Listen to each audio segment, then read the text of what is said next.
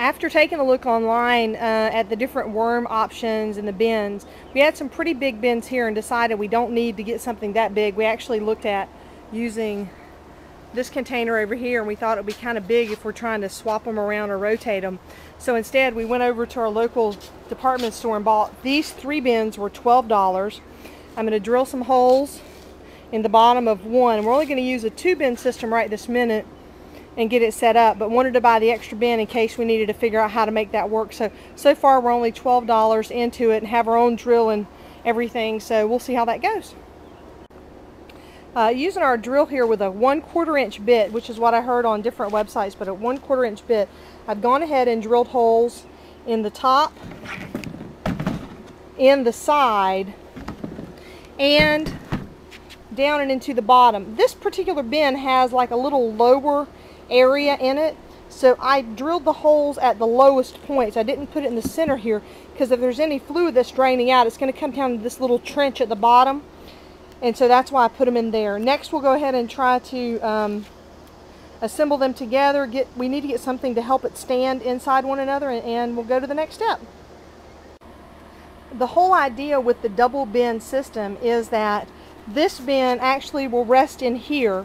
Any fluids that build up or excess moisture can drain from this bin down into here that you can pour off and use in your garden. Basically it's worm tea or compost tea. So you just need something that works as a riser. So I just found these 2 pots around the yard, and they're going to be sturdy enough to hold up the weight of the container, and I'm just turning them upside down in the bottom container. You can note that in the bottom container we aren't drilling any holes or anything like that, and now I can actually take my top container, set it down in here, and if you can see, the air holes are above the line, you know, and there's still room for air to flow in and around the bin, and it's elevated so the water and fluids and compost tea can drain out. Next we got to set up our bedding and get some food in here. We haven't ordered our worms yet because one of the websites I saw said to let it rest for 1 to 2 weeks, and so that's what we're doing. The next step showed to line the bottom of the bin with the holes with cardboard, and my guess is to kind of keep the worms from going out. So now I've already learned something about these bins because I have that sort of a trench system that we looked at down here. Even though I'm putting some tight cardboard in here, the worms may be able to get around and out those holes and down to the tea bin. So I'll just have to check that once in a while and see how that's going. I've already made some bedding and stuff, and we have some food ready, so I'll go ahead and add that next. We have a bin we've been kind of collecting in the kitchen, and we had everybody throw their wet paper towels in it. We didn't throw any food in here yet except for this bag of chips, which we're going to dump and put it in with the food part. We've stripped up strips of newspaper, brown craft, the rolls from the paper towel and from the toilet paper, and then even some cardboard and corrugation. And we have some more cardboard that we're going to strip up and turn into bedding and put it down in the bottom here. This gives us a nice thick layer. I'm kind of surprised. I thought I would need maybe a little more than that to put in there, but that's a pretty good amount. And I'll strip some more cardboard, and I already have a food bin, so I'm not going to wet this down. I'm going to go ahead and put the food in because our food's pretty wet. I'll put the rotten food and the food scraps and the kitchen scraps. We've been saving up food scraps and leftover for a few days because we know we were going to do this. We eat a lot of vegetables around here and salads and stuff, and then we just had to clean out the fridge for some of the old stuff that was in there. We even have some coffee grounds and the paper from that.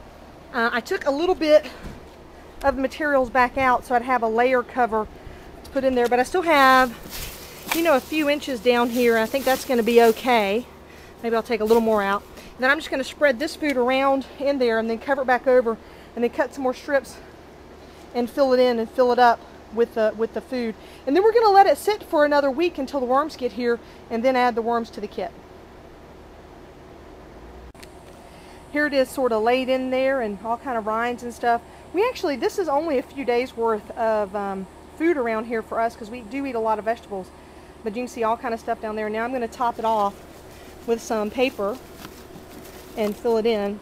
And what I want to do, this is just, I took a look at some of the different websites, and And what they said was you need to have this part up to the top with bedding, because if you don't, flies have room to get in there and fly around and lay eggs. So I'm going to cut up some more cardboard, find some more paper, and really fill this all the way up to the top so that as this settles in, and we'll be able to do that.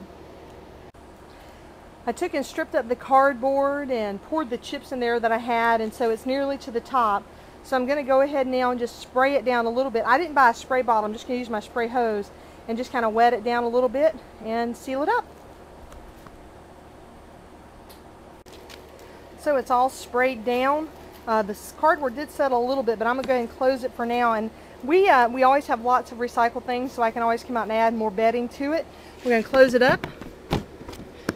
And I'm thinking this shady spot in the yard is going to work well for it. As you can see, we've got lots of plants that'll get used to, love having all that fertilize and stuff coming. So I'm thinking over here seems to be shady most of the day, or back behind the shed there. And we'll come back, and when the worms get here, we'll come back and make another video and add them in there, and then check in from time to time, and we'll see how this little mini system is working out for us. And it may turn out that we have so much to compost that we need to go with something bigger, but just wanted to start something that we could do and manage and figure it out instead of trying to go really big or spend a whole lot of money. So we're really only out $12 for this. Everything else was from around the house, all the scraps, all everything. So let's see how it works out.